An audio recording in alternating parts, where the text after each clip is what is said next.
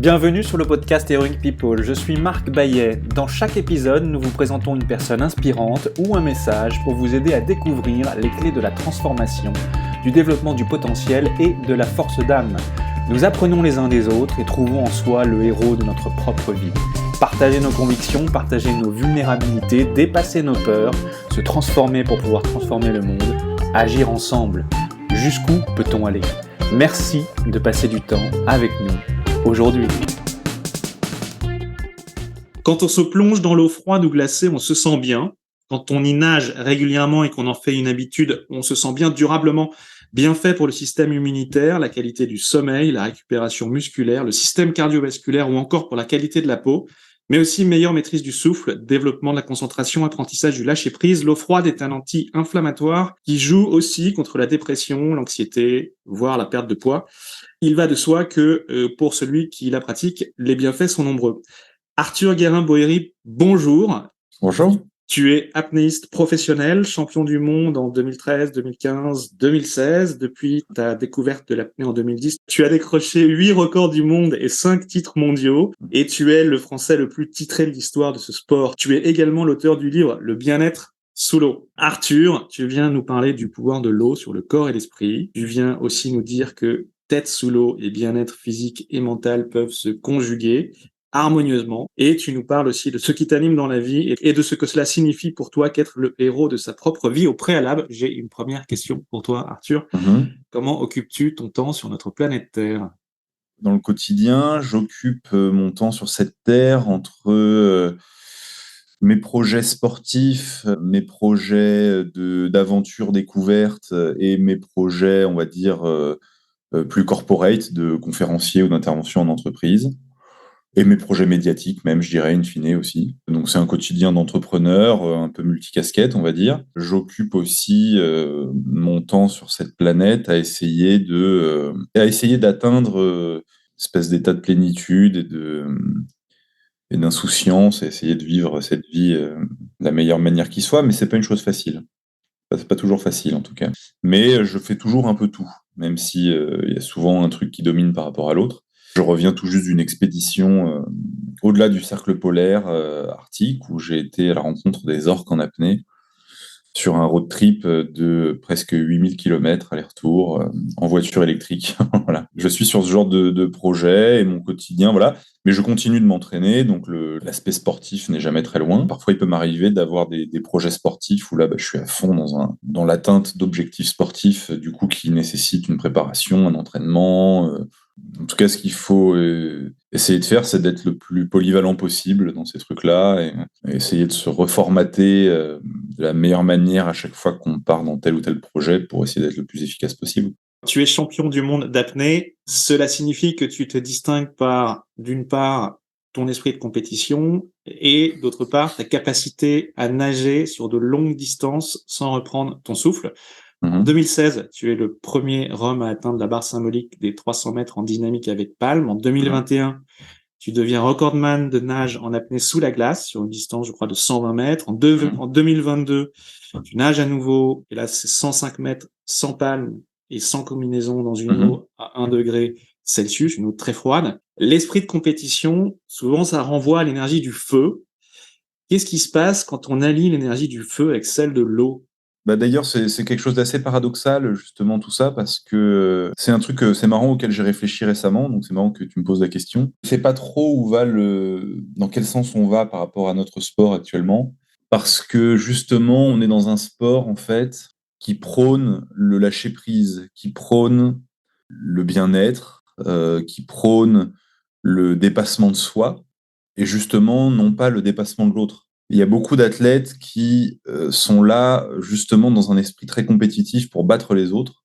Et d'ailleurs, le règlement des compétitions est fait tel quel. Alors que toute l'essence de ce sport et toute la philosophie de ce sport, justement, c'est au contraire de se battre contre soi-même, de se dépasser et d'être dans une espèce de plénitude de conscience qui fait qu'en fait, on accepte l'autre, on s'accepte, on accepte l'autre, on est en fusion avec l'élément, on est là pour justement le dépassement de soi, pour repousser ses propres limites, etc. Et quand je vois des athlètes être là uniquement pour battre les autres, à tel point que parfois c'en est grotesque, c'est-à-dire que il y a des athlètes qui, par exemple, font des réclamations auprès des juges sur des fautes de règlement, pour des athlètes qui ont fait aussi bien qu'eux, voire un peu mieux qu'eux, et pour pouvoir les disqualifier du classement, pour pouvoir passer devant eux sur les classements, justement à jouer comme ça sur les règlements pour pouvoir passer devant l'autre, etc. C'est-à-dire que ça va au-delà du simple désir d'être devant l'autre d'un point de vue sportif. On est sur des trucs qui vont bien au-delà. L'esprit du Grand Bleu, d'ailleurs, c'était ça aussi. Et d'ailleurs, Mayol s'en fout dans le film, par exemple. Il n'est pas là pour battre Molinari. Il est là pour se battre contre lui-même. Il est là pour dans une espèce de quête philosophique, métaphysique qui le transcende un peu. Et je pense que l'apnée, normalement, c'est ça. Et je pense que toute la mouvance d'aujourd'hui où on est là pour avec beaucoup de stratégie dans les compétitions d'apnée pour essayer de finir premier, ramener des médailles à la France, etc. Dans une logique comme ça de réussite, de podium, etc. Je pense que c'est quelque chose qui va à l'encontre des valeurs de ce sport. Et je pense qu'on est là avant tout pour se battre contre soi-même. Enfin, tu vois, j'ai fait 300 mètres. Quand on m'a battu, j'y suis pas retourné. Je veux dire, ça va, quoi.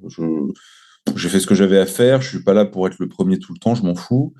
Je suis là avant tout pour atteindre mes objectifs, les objectifs que je me suis fixés par rapport à moi, et me prouver à moi-même que je suis capable de faire ça. Et j'ai rien à prouver à personne. C'est un sport philosophie, c'est un sport bien-être, c'est un sport qui impose un véritable travail sur soi. Tu dis, quand on se met dans l'eau glacée régulièrement, on va vachement bien. Toi, quelles sont tes sensations quand tu nages en apnée, tes sensations à toi? Quand je nage en apnée, en général, on se sent bien. Alors, il faut de toute façon distinguer deux choses. C'est le niveau loisir et le niveau compétition. À un niveau loisir, tout est agréable. L'apnée, c'est agréable. L'eau froide, c'est agréable aussi. Faire de l'apnée sur un fond de 20-30 mètres avec les copains pour aller se poser sur le sable au fond, regarder le soleil, dans une eau chaude, aller regarder les poissons, voilà, nager avec des baleines en apnée. Enfin, tout ça est très agréable. Même se faire un entraînement d'apnée en profondeur sur des profondeurs accessibles, passer du temps accroché au fond, dans le grand bleu, tout ça est hyper planant. Voilà, à partir du moment où on est sur un niveau loisir, on reste grosso modo dans sa zone de confort, ou un petit peu au-delà, mais sans trop aller, enfin sans aller trop loin. Là, on est vraiment sur une notion de plaisir, de bien-être, de relâchement, on est sur un truc assez hypnotique, même presque, où ça fait du bien. L'eau froide, c'est pareil. Faire un plouf en eau froide, type méthode Wim Hof, par exemple, où on reste pas plus de 2 minutes dans l'eau glacée, voilà, on en ressent les bienfaits au quotidien, c'est énergisant, c'est bon pour le système cardiovasculaire, c'est bon pour le système immunitaire, on dort bien, on se sent bien, ça remet les idées en place, etc. Voilà, tout ça est très bien, très agréable, c'est fun, on passe de bons moments. Voilà, on est à un niveau loisir. À partir du moment où on passe à haut niveau, c'est-à-dire des tentatives de record ou des tentatives de record personnel. Là, on rentre dans autre chose, c'est-à-dire que la notion de plaisir devient plus relative.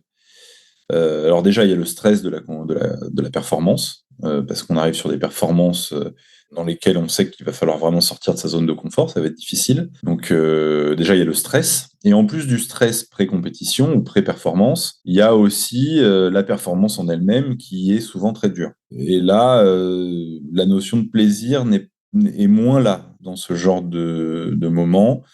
C'est-à-dire qu'on est là pour faire une performance où il va falloir de toute façon se dépasser, aller au bout, dans quelque chose de très exigeant. Et là, la notion de plaisir vient après, une fois qu'on a terminé, mais pas pendant.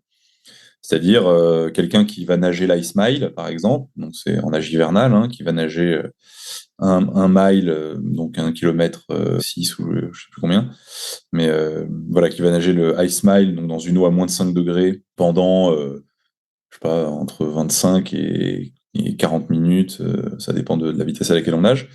Bah lui, pendant l'ice mile, pendant sa nage, ça va être très dur. Mais une fois qu'il a fini, ça va être incroyable. Et bah voilà, c'est pareil, ou comme quelqu'un qui fait une grosse perf en apnée, quelqu'un même en profondeur, hein, qui est une discipline qui est relativement plus agréable, on va dire, que l'apnée en piscine.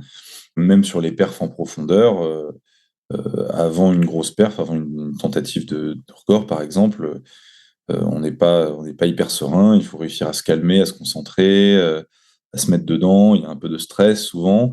Et puis quand on descend, bah, c'est une vraie performance, quoi. Il y a une prise de risque qu'il faut appréhender, la compression, évidemment, l'effort à la remontée, le lactique, l'accumulation de CO2, l'envie de respirer, la compensation des oreilles. Enfin, il y a beaucoup de techniques à assimiler. C'est une vraie performance sportive. Sur le moment, on est très concentré, on est dans l'inconfort. Mais par contre, une fois qu'on a réussi, voilà, là, il y a beaucoup de plaisir, de joie qui arrive. En ce qui concerne le sous-glace sans combinaison, par exemple, mon dernier record, bah, avant d'y aller, oui, j'ai peur, j'appréhende, ça va être très inconfortable, ça va être difficile. Je ne sais pas trop ce qui va m'arriver d'ailleurs, parce que c'était expérimental presque ce que je faisais là. Et donc, il y a beaucoup d'appréhension, beaucoup de doutes. Et donc, sur le moment, c'est tout sauf agréable et plaisant. Mais après, une fois que c'est réussi, bah, il y a beaucoup de plaisir parce qu'on a réussi. Donc voilà, c'est vraiment deux choses différentes. À un niveau loisir, on prend du plaisir pendant qu'on fait les choses. À un haut niveau, donc sur les tentatives de performance, on ne prend pas de plaisir sur le moment. Par contre, on en a beaucoup après, une fois qu'on a réussi. L'acteur du film Le Grand Bleu, Jean-Marc Barr, dans le rôle de Jacques Mayol, lui, il dit, une fois que tu es là dans le silence, tu Mhm. y restes. Qu'est-ce que ça Mhm. t'inspire à toi qui, justement, a fait des études d'ingénieur du son? Bien sûr, mais d'ailleurs, Besson a réussi à exprimer pas mal de choses dans ce film qui sont vraies. Hein, alors, il y a beaucoup de choses qui ont évolué et qui sont très différentes aujourd'hui. Il y a beaucoup de choses qui ne ressemblent pas du tout à ce qu'on fait aujourd'hui en apnée. C'est aussi un film qui a un caractère très poétique et très presque mortifère un petit peu parfois, dans la manière dont on voit ce Ouais. sport. Mais aujourd'hui, ça n'a plus grand-chose à voir avec tout ça. Mais c'est vrai que Besson, quand même, a réussi à dépeindre cette discipline avec une certaine poésie, et une certaine poésie qu'on retrouve dans cette pratique, et une certaine poésie qui, moi, m'a poussé aussi quelque part à aller vers ce sport. Et c'est vrai que le silence, la pesanteur, le contact avec l'élément, le grand bleu autour de nous, c'est quelque chose de très attirant, de très grisant. Quand Besson a écrit ce film, il a vu juste en écrivant ses punchlines. C'est ça qu'on ressent quand on est sous l'eau, on s'y sent bien, on a envie d'y rester. Alors, au bout d'un moment, on a envie de respirer aussi, ça, il le dit moins. Donc, à un moment donné, on remonte à la surface, quoi qu'il arrive. Hein. On reste jamais au fond. Ça fait partie de la fiction du film, on n'y reste pas au fond. On a toujours, à un moment donné, très envie de respirer, ce qui nous fait remonter à la surface. Mais c'est vrai que plus on arrive à rester de temps au fond dans un certain confort, et plus c'est agréable, plus c'est planant, plus c'est grisant. Et c'est vrai que ouais, c'est très agréable de se retrouver au fond un moment comme ça, jusqu'à ce que l'envie de respirer arrive. En tout cas, c'est quelque chose d'assez agréable. On est dans un monde sous-marin, dans le silence, en apesanteur. Dans un monde qui n'est pas forcément censé être le nôtre. Donc c'est un petit peu comme si on explorait l'espace, hein, c'est pareil, on est sous l'eau, on n'a pas grand-chose à faire ici. Et donc c'est assez grisant, quoi. Ouais, c'est assez grisant, et surtout avec cette cette liberté de mouvement, cette liberté d'action qu'on n'a pas quand on est en bouteille, par exemple. Et aussi le fait de retenir sa respiration ajoute aussi à l'expérience, parce qu'on est dans une espèce de bulle sensorielle, en fait.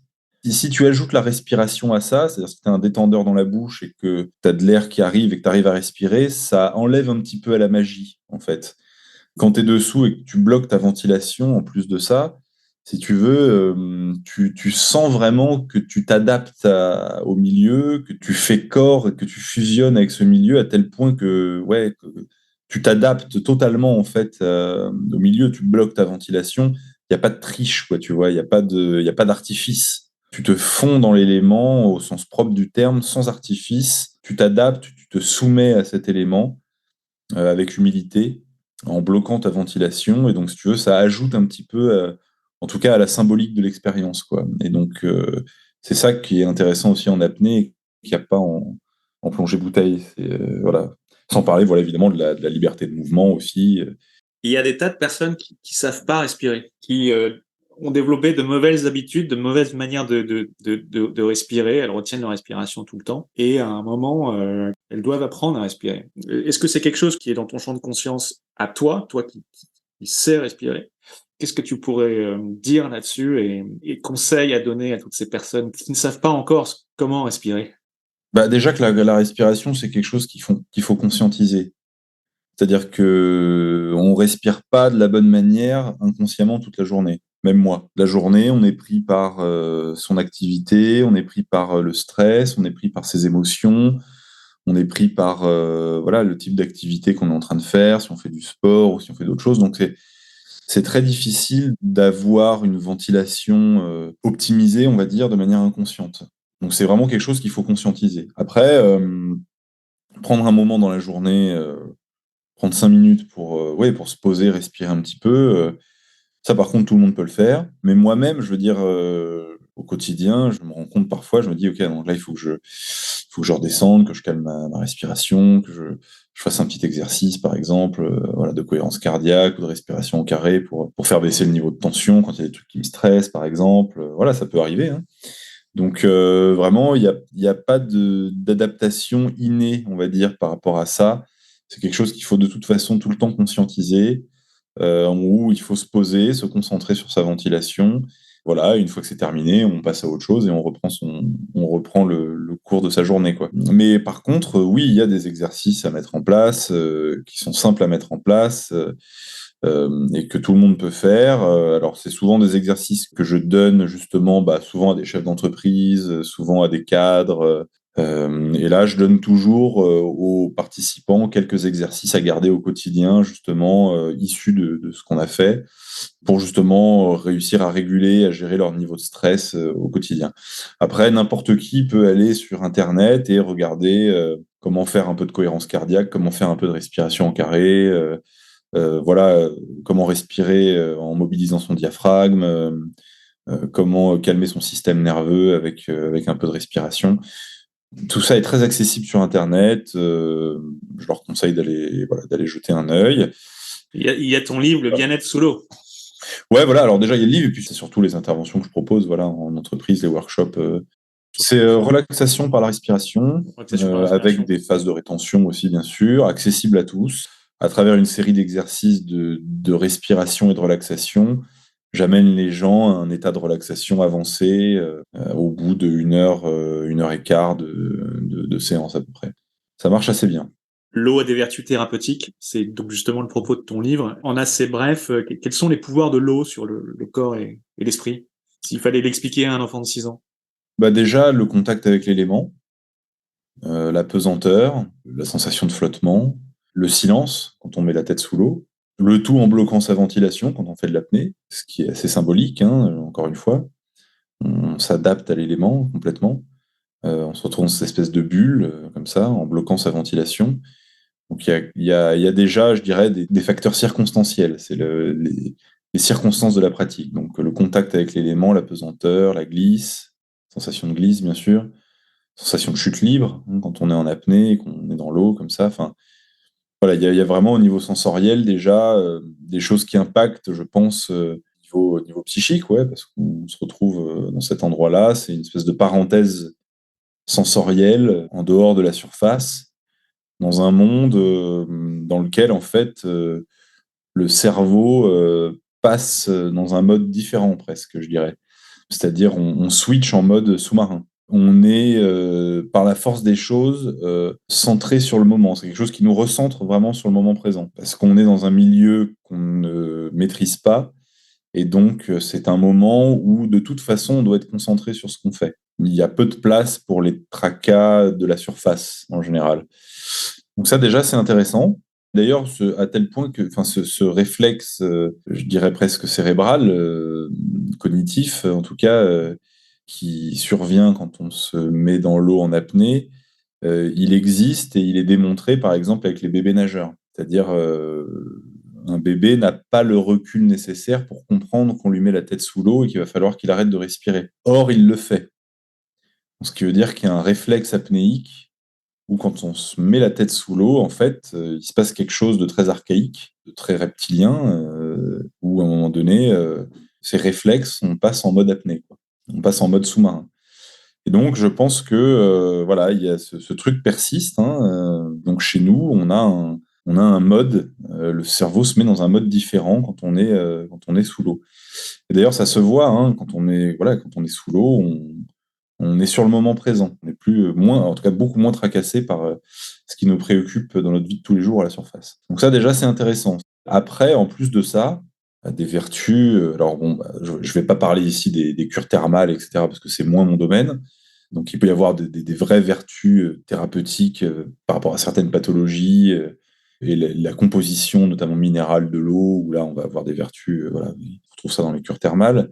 Mais là, je parlerai, moi, plus par exemple de ce qui me concerne, c'est-à-dire par exemple l'eau froide. Après, je parlerai de l'apnée éventuellement, mais l'eau froide, elle, est très intéressante. On se rend compte quand on se met régulièrement dans l'eau froide que ça va avoir des impacts voilà, sur le système cardiovasculaire, c'est très bon pour la circulation. On va avoir des impacts sur le système immunitaire aussi. Hein, on tombe beaucoup moins malade hein, quand on se met dans l'eau froide régulièrement. En fait, c'est un vrai boost au niveau du système immunitaire. Tout ce qui va être qualité du sommeil, hein, on dort mieux. Bon, la récupération musculaire, ça c'est connu depuis longtemps hein, par les sportifs hein, sur l'immersion en eau froide. Tout ce qui est inflammatoire, c'est un excellent anti-inflammatoire, c'est aussi un très bon antidouleur, voilà.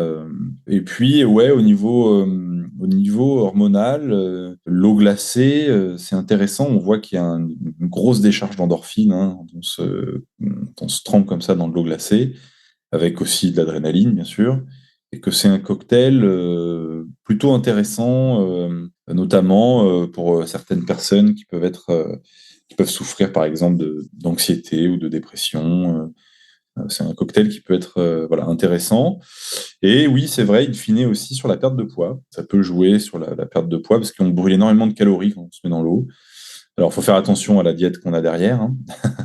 Il faut quand même avoir un apport calorique parce que si on se restreint au niveau alimentaire derrière, on va justement perdre trop d'énergie et ça peut être dangereux. Donc, il faut quand même avoir une compensation calorique. Mais si on arrive à mesurer un petit peu tout ça et à le faire de manière à peu près régulée, ça peut aider et activer pour la perte de poids, par exemple, aussi. Donc, voilà, tout ça, évidemment, à réaliser de manière suivie. Hein, je dis ça avec des pincettes, attention. Hein, c'est pas à faire tout seul dans son coin, ça peut même être dangereux. Donc, en tout cas pour la perte de poids. Mais sinon, ouais, se mettre voilà, dans l'eau froide régulièrement, ça peut avoir des vertus voilà, hyper intéressantes à pas mal de niveaux. Alors l'apnée, on est toujours dans le contact avec l'eau, hein, on est toujours dans le bien-être sous l'eau, bien sûr. Quand on fait de l'apnée, en plus de ça, il y a, je dirais, alors pas forcément dans l'eau froide, hein, là je parle d'apnée en eau tempérée, hein, on a aussi des impacts qu'on va pouvoir mesurer sur je dirais, déjà la physiologie, parce que quand on fait de l'apnée régulièrement, on va booster sa production de globules rouges notamment, donc ça va améliorer le transport de l'oxygène. On va avoir une meilleure tolérance à la saturation en CO2 aussi. Donc tout ça, in fine, est une espèce de dopage naturel et 100% légal qui va améliorer les performances dans d'autres sports et en fait tout ce qui n'est pas de l'anaérobie lactique. Et après, je dirais au niveau psycho-émotionnel aussi, où la pratique de l'apnée régulière va impacter le pratiquant rapidement sur la gestion du stress, la confiance en soi, la conscience de soi aussi, de ses capacités, le fait de cette gymnastique mentale hein, qu'on pratique pour dépasser l'envie de respirer, hein, qui est un réflexe de survie archaïque, hein, très ancré en nous. Quand on apprend à dompter ce réflexe, voilà, on a ça a très vite des impacts sur l'équilibre et voilà, sur la gestion des émotions, la gestion du stress, la capacité de résilience, la force mentale. Donc c'est un sport en fait assez complet à tous les niveaux, je dirais au niveau physique, au niveau physiologique et au niveau psycho-émotionnel, quoi. Voilà. Donc voilà les impacts de l'eau, selon moi. Alors eau froide d'un côté et apnée de l'autre. Et même in fine, pourquoi pas apnée en eau froide aussi, ça peut se faire pour les plus aguerris d'entre nous. Dont tu fais partie. Oui, mais alors moi j'y suis venu de manière très progressive. Je veux dire, j'ai pas commencé par de l'apnée en eau froide. J'ai d'abord commencé par faire de l'apnée à un niveau loisir, en club. tranquillement, je veux dire comme tout le monde. Après, j'ai commencé à faire de la compétition. C'est des toutes petites compétitions, interclubs, départementales, enfin vraiment des trucs tout petits où là, je me mesurais face à moi-même, hein, toujours. Hein, dès le début, c'était tout de suite dépasser mes propres records, me dépasser, me surpasser. C'était vraiment ça. Et puis, petit à petit, j'ai fait des compétitions de plus en plus grosses. Puis, effectivement, j'ai fait des championnats internationaux avec des titres de champion du monde. Ça a commencé en 2013. Après, en 2016, j'avais un peu atteint l'apogée de ma carrière. Justement, j'avais atteint mes objectifs, justement. Donc, j'ai commencé à me mettre un peu en retrait. Et là, j'ai découvert l'eau froide. Après, donc, je me suis intéressé à l'eau froide, à la nage hivernale, justement. Alors, avec de l'apnée sous la glace. Alors, au début, non. Au début, j'ai commencé à m'intéresser vraiment juste à l'eau L'eau froide. froide, ouais. Voilà. Et grâce à mon camarade Alex Voyer, photographe sous-marin, hein, avec qui je me baignais souvent, d'ailleurs, dans le canal de l'Ourcq à Paris, c'est assez marrant, avec le collectif des ourques polaires, collectif parisien de nage hivernale, donc qui est assez sympa. Et donc, j'ai commencé à me baigner dans ce cadre-là, dans de l'eau froide. Et après, à un moment donné, je me suis dit, tiens, mais voilà, pourquoi pas tenter comme ça des records d'apnée sous la glace. Je sais qu'il y a des mecs dans les pays du Nord là qui font ça. C'est impressionnant. Ça allie mon intérêt pour l'apnée, mon intérêt pour l'eau froide. Allez, pourquoi pas la tenter? Soyons fous. Et puis je me suis lancé ce défi en 2017 de faire un premier record d'apnée sous la glace, en distance sous la glace. Alors à l'époque, c'était avec ma monopalme et avec ma combinaison, bien sûr. Donc j'ai fait un premier record en 2017. Et puis ensuite 2021-2022, donc plusieurs années plus tard, je me suis relancé dans ce défi un peu fou de faire voilà, la plus grande distance sous la glace. Cette fois-ci, c'était à la brasse, les deux, et avec et sans combinaison. Voilà, donc c'était les deux records, qui étaient les deux à la brasse, hein, donc sans ma monopalme. J'ai fait à la brasse avec combinaison, à la brasse sans combinaison, voilà, sur 2021-2022. Où là, j'ai effectivement été au bout de mon exploration de l'apnée, de l'eau froide, en tout cas sur le plan horizontal, on va dire. Je peux pas faire plus, Ouais.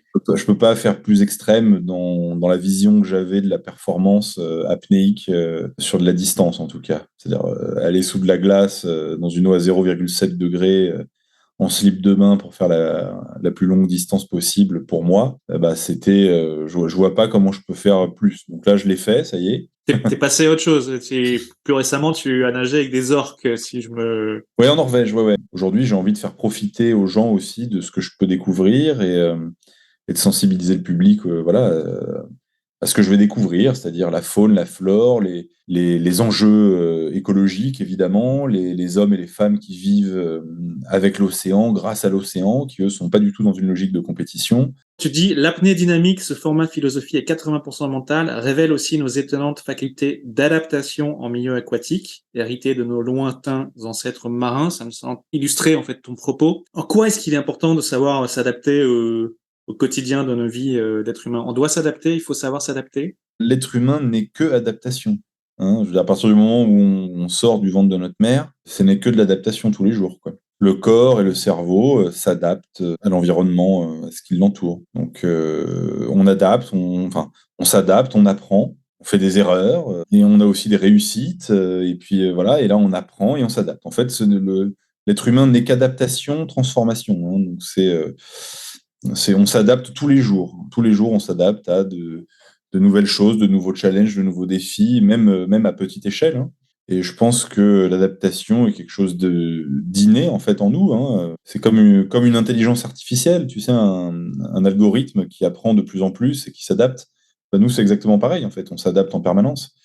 Alors après, on peut avoir plus ou moins de facilité à provoquer cette adaptation aussi et à se confronter justement à de nouvelles adaptations de plus ou moins grande envergure, si j'ose dire. Donc ça, c'est quelque chose par contre sur lequel on peut jouer, mais même quelqu'un qui n'aime pas sortir de sa zone de confort et qui reste, je sais pas, qui reste dans son canapé toute la journée ou à son bureau, bah, d'ailleurs, j'ai aucun jugement de valeur là-dessus. Chacun a la vie qu'il a, chacun a vécu les choses qu'il a vécues, mais en tout cas, je sais que voilà, il y a des personnes qui ont plus ou moins de facilité voilà, à sortir de leur zone de confort, mais même quelqu'un qui n'aime pas trop sortir de sa zone de confort, lui-même, de toute façon, il est aussi confronté à des adaptations tous les jours.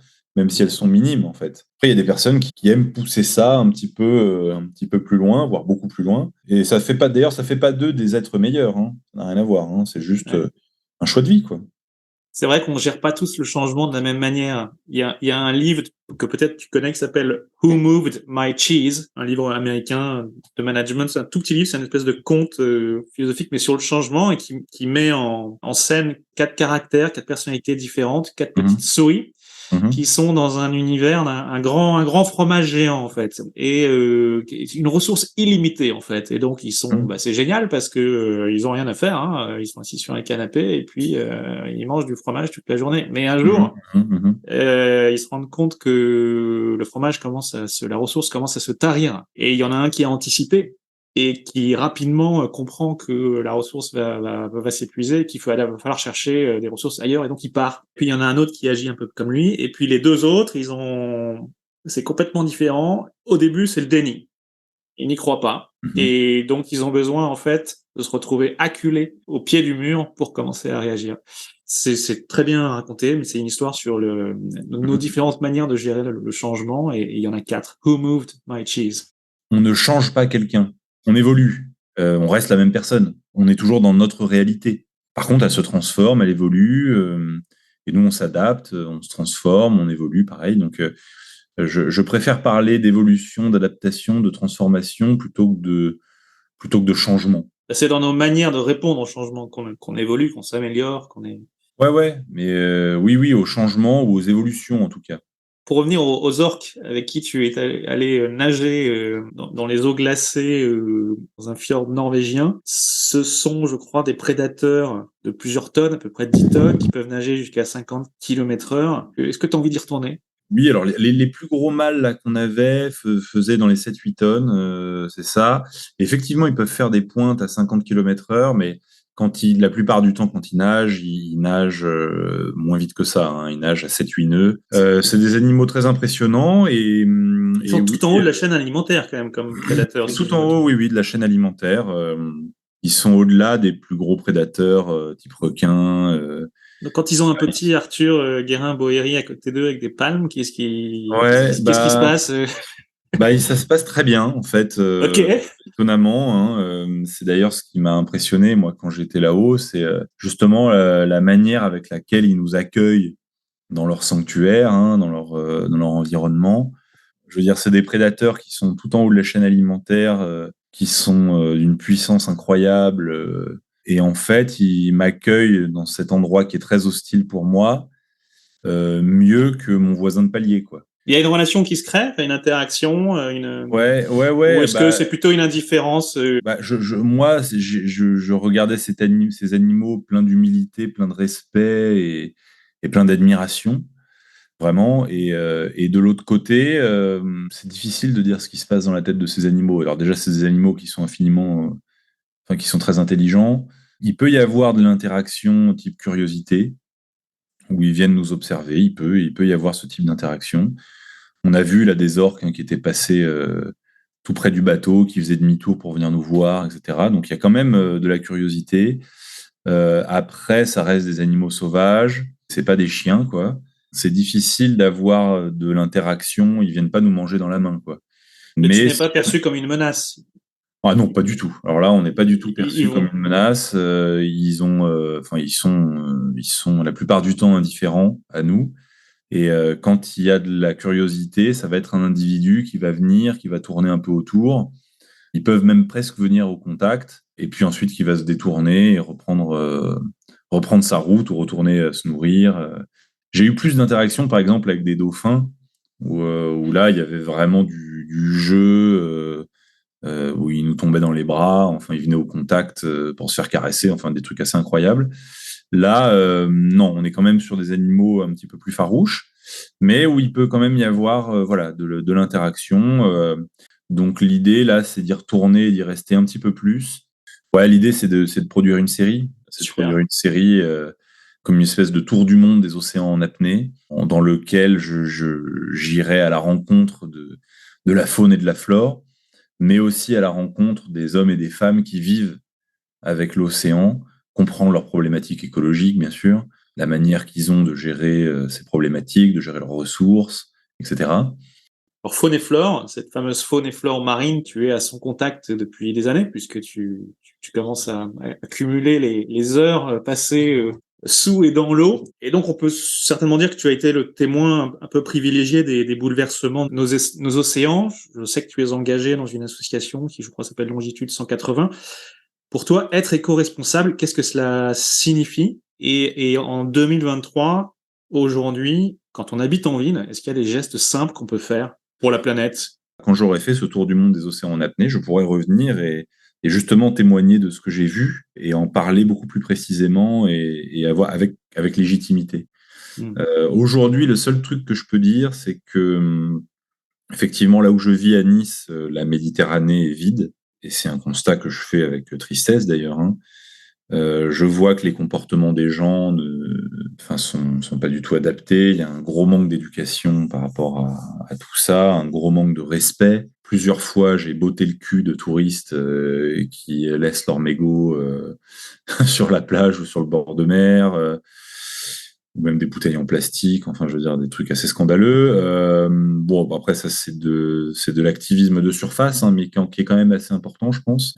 Après, aujourd'hui, je pense qu'une conduite éco-responsable qu'on peut avoir en ville, notamment, c'est surtout déjà d'adapter son alimentation, privilégier les filières courtes, éviter de bouffer trop de poissons et trop de viande. Moi, c'est le principal conseil que je peux avoir aujourd'hui. Évidemment, éviter de surconsommer de l'eau, de l'électricité. Enfin, je veux dire, ça va de soi, éviter de prendre sa Ferrari pour aller acheter le pain. Mais voilà, éviter de prendre l'avion à tout va. Enfin, il y a plein de trucs qui coulent de source et qui vont de soi et qui me paraissent normales.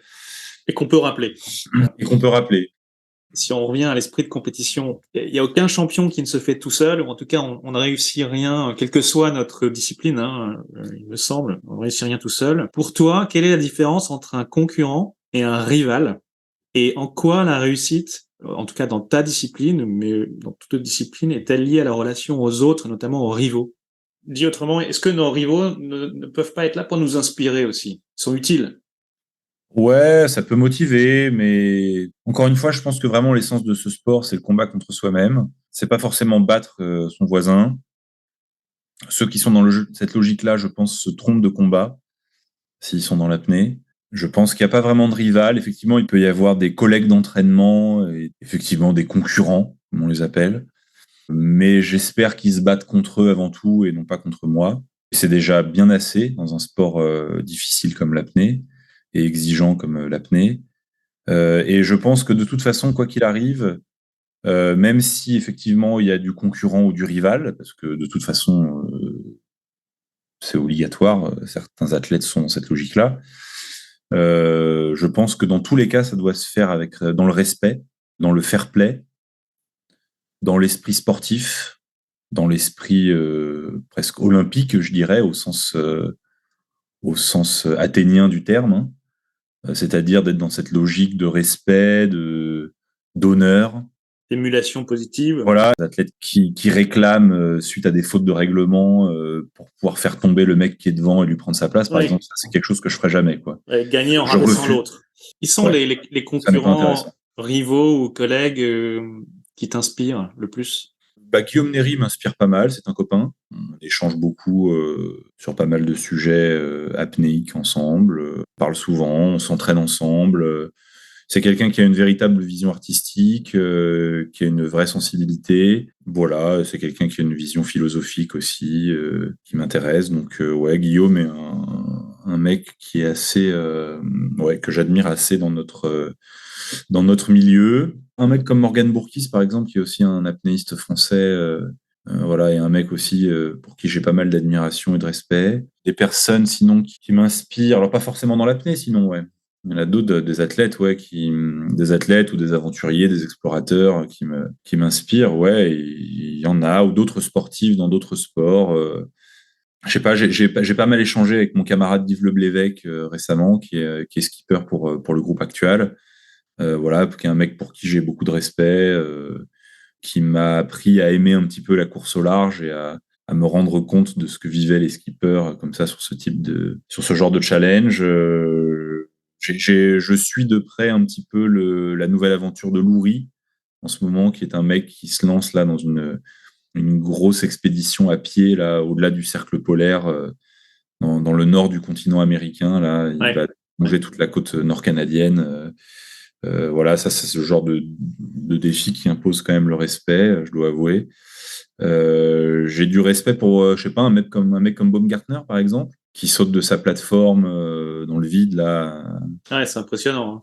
Je sais pas combien de dizaines de kilomètres d'altitude pour battre le mur du son, enfin pour passer le mur du son en chute libre. Très Voilà, impressionnant. j'ai du respect évidemment pour les astronautes, ça c'est un truc qui me fascine. Les pilotes d'essai évidemment, Chuck Yeager, toute l'époque de la base Edwards aux États-Unis. Enfin tout ça, pour moi c'est vraiment des héros. Des mecs et des femmes d'ailleurs, hein, mais pas que des mecs. Bien sûr. Avec qui est-ce que tu rêverais de prendre un café ou un thé vert si tu ne prends pas de café? J'aimerais prendre un café avec Lewis Hamilton, avec Philippe Cadic et avec Jodorowsky, tiens. Ça, ce serait pas mal, tiens. Et si on les mettait tous ensemble autour d'une table, qu'est-ce qu'ils se diraient? Le débat volerait assez haut, à mon avis. D'un point de vue philosophique, d'un point de vue créatif, d'un point de vue humain. Ouais. 5 conseils concrets pour aller vers plus de soi et de joie au quotidien. Rester dans le doute. Je crois que ça, c'est ce qui est le plus important. Douter. Douter, se remettre en question. La certitude est quelque chose d'infiniment arrogant, je trouve, qui mène à la chute, en réalité, et à l'échec, à mon avis. Donc voilà, savoir rester dans le doute, ne pas avoir peur de l'échec, d'ailleurs, aussi.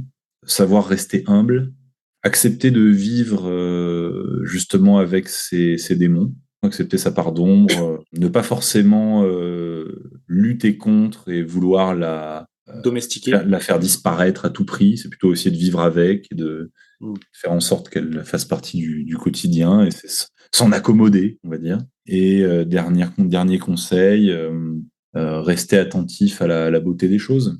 À l'inverse, qu'est-ce qu'il faudrait faire pour être certain de se perdre et de tout rater?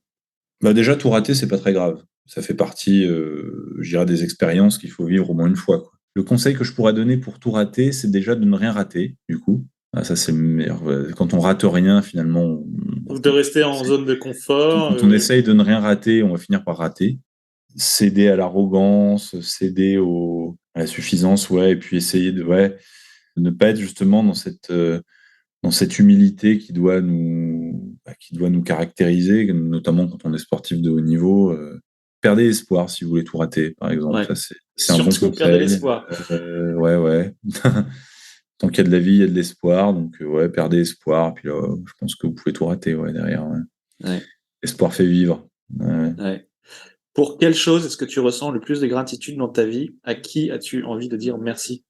Je dirais ma capacité de résilience. C'est ça que je remercie. D'avoir été doté de cette faculté-là. Ouais, ce qui m'a donné la force de traverser un peu toutes les épreuves que j'ai traversées dans la vie, qui a fait ce que je suis devenu aujourd'hui.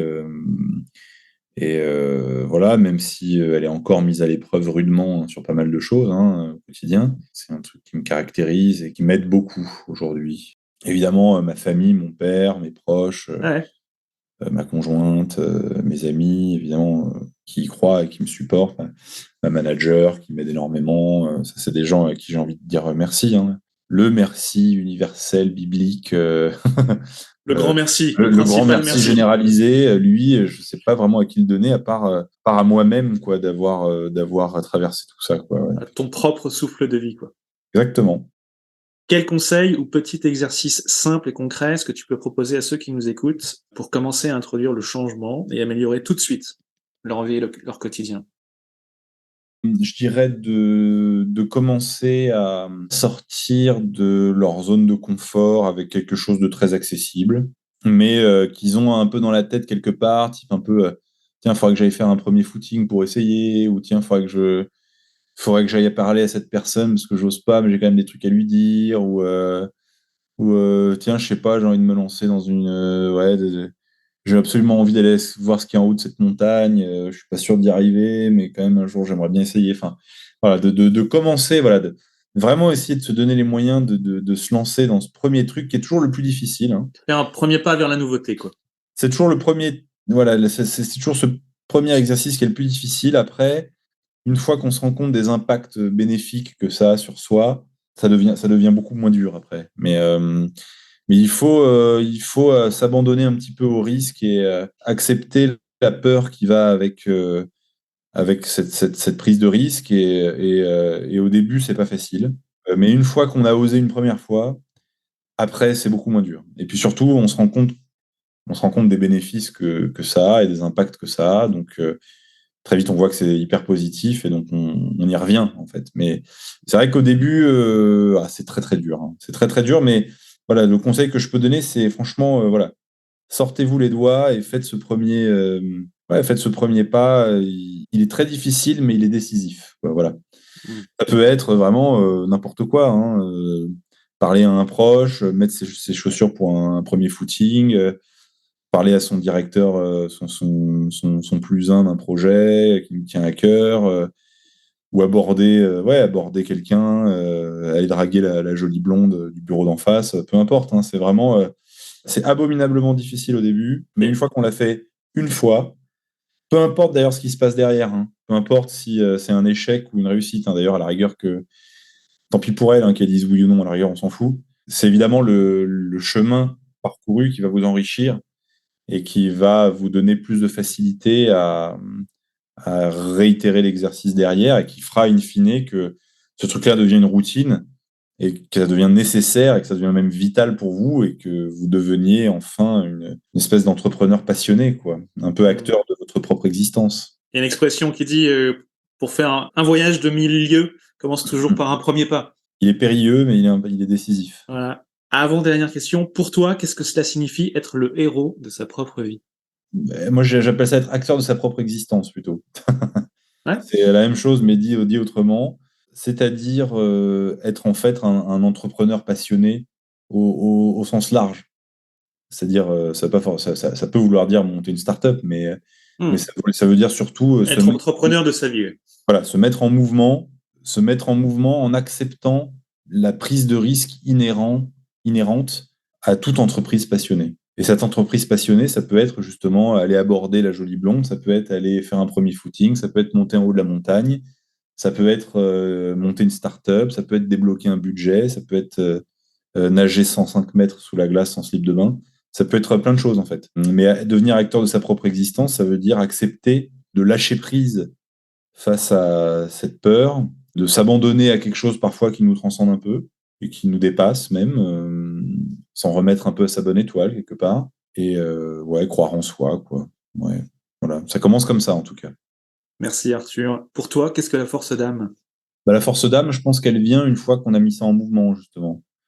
C'est-à-dire, quand tu parles à quelqu'un qui s'est accompli à ce niveau-là, qui est devenu justement acteur de sa propre existence, c'est quelqu'un qui rayonne.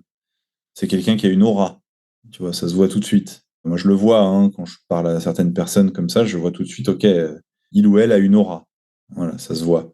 Ça se sent, en fait. D'autres, moins. Mais d'ailleurs, je leur jette pas la pierre, mais tout le monde est capable. Hein, donc, c'est juste, il faut à un moment donné réussir à oser et à se mettre en action.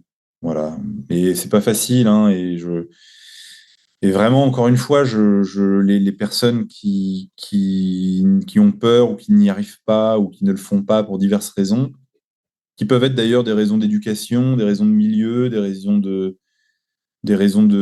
culturelles, des raisons peu importe. Hein, je veux dire, j'ai aucun jugement de valeur là-dessus.